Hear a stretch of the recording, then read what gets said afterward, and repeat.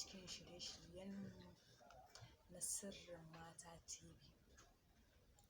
Yau na kawo muku abubuwa daban-daban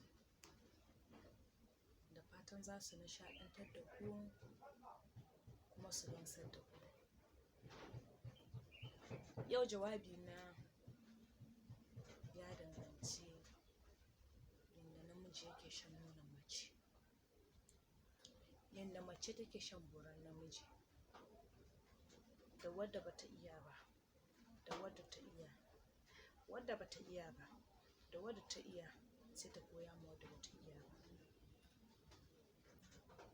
Idan kina tare da namiji ko kina tare da mijinki, idan kun zo gurin kwanciya ko baku zo gurin kwanciya ba, ko kuna hira ne, ya kamata a ɗan samu canjin yanayi tsakaninku da ke da mai gidanki, saboda shi mas wani abu ne jikin mace da namiji.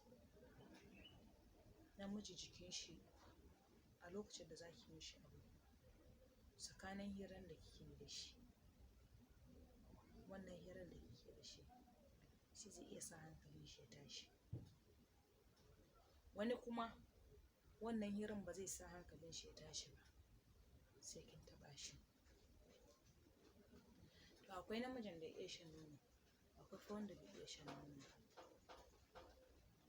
Ya kamata idan za ka sha nonon mace, ba za ka yi amfani da haularka ba. Tun baba yana faɗa mun da hannun ya kamata ka yi amfani da shi, saboda ita mace lokacin da take jin daɗi, a lokacin da kake mata romance, sai ta fi ka jin daɗi bisa ga yadda kake mata.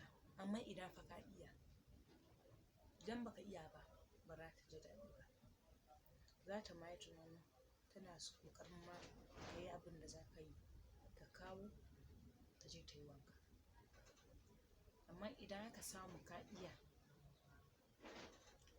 gaskiya ina son samu ne irin yadda nake rayuwa na, nake so in yi rayuwa na. Zan samu namiji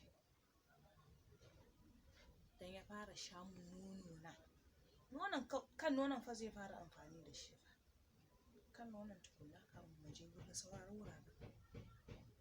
Idan ya kama mun kan nonon nan nawa, ya fara lasar shi a hankali.